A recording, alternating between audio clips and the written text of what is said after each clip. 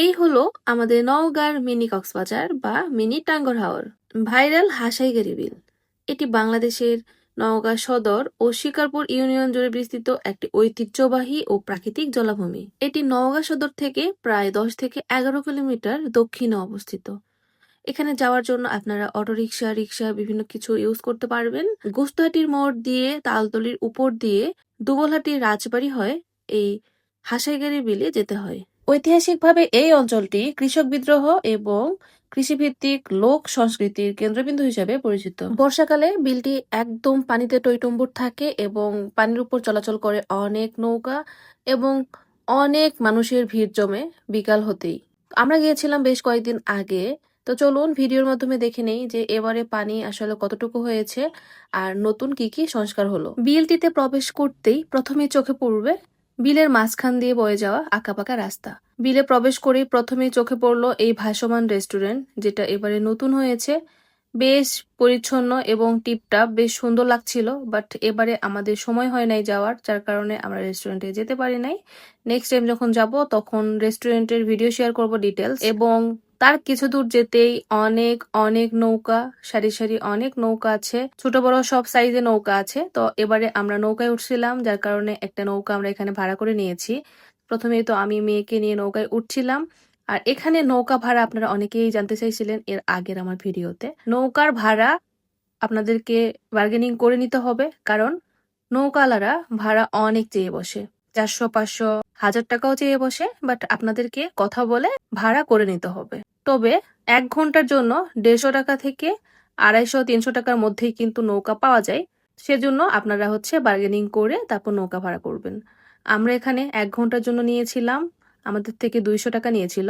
তবে আপনারা লোক সংখ্যা বেশি হলে কিন্তু আরেকটু বেশি নিতে পারে ভাড়া। আমরা যেহেতু মাত্র 3 জন ছিলাম, তো হুমাইশা এখানে খুবই ভয় পাচ্ছিল, কারণ ও এখানে নৌকাতে কখনো এভাবে পানির উপরে যায় নাই। তো আমরা মা মেয়ে এখানে নৌকায় উঠে পড়লাম। আর আপনারা অনেকেই আমাকে জিজ্ঞেস করছিলেন আমার আগের ছবিগুলোতে, ভিডিওগুলোতে অনেকেই জানতে চাইছিলেন যে আমাদের মা মেয়ের ম্যাচিং ড্রেস আমরা কোথা থেকে নিয়েছি। আসলে আমরা কোনো পেজ থেকে এই ড্রেসগুলো নেই নাই, বা আমরা কোনো দোকান থেকে নেই নাই। আমি অনলাইন একটা পেজ থেকে গজ কাপড় কিনছিলাম, কিনে আমি নিজে এই ড্রেসগুলো বানাইছিলাম। সো কোনো টেলার্স থেকেও আমি বানিয়ে নিইনি, আমি নিজে বানাইছিলাম। বিকালের ঠান্ডা ঠান্ডা বাতাসের মধ্যে এই নৌকায় করে বিলের পানির উপর ঘোরাঘুরি করতে কিন্তু বেশ মজা লাগে, আর আমরাও বেশ এনজয় করছিলাম। আর বর্ষার প্রতিটা বিকালেই কিন্তু দেখা যায় যে এই হাঁসেগাড়ি বিলের রাস্তায় মানুষের অনেক অনেক ভিড় জমে এবং অনেক অনেক নৌকা চলাচল করে বিলের পানিতে। দূর দূরান্ত থেকে অনেক মানুষ কিন্তু এই বর্ষাকালে এই বিলে ঘুরতে আসে। বলা চলে এক প্রকার পর্যটক এলাকা টাইপের হয়ে গেছে এই বিলটি এখন। আমরা যেহেতু বেশ কয়েকদিন আগে গিয়েছিলাম, তো যখন গিয়েছিলাম তখন বিলের পানি মোটামুটি ছিল, খুব বেশিও না খুব কমও না। বাট এতদিনে যতদূর সম্ভব পানি অনেকটাই বেশি হয়ে গিয়েছে, কারণ এর আগের বার যখন আমি গিয়েছিলাম একবারে ভরপুর বর্ষাকালে, তখন পানি আরো বেশি দেখছিলাম। তবে এবারে একটু কম দেখেছি, তবে এতদিন আরো বেশি হওয়ার কথা। এই বিলের ভেতরে বেশ কয়েকটা হিজল গাছ আছে, যেগুলো বর্তমানে অনলাইন ভাইরাল। প্রত্যেকে যে সেই গাছগুলোর সাথে ছবি উঠায়, ভিডিও করে। তো আমরাও এবারে গিয়েছিলাম সেই গাছগুলোর উদ্দেশ্যে।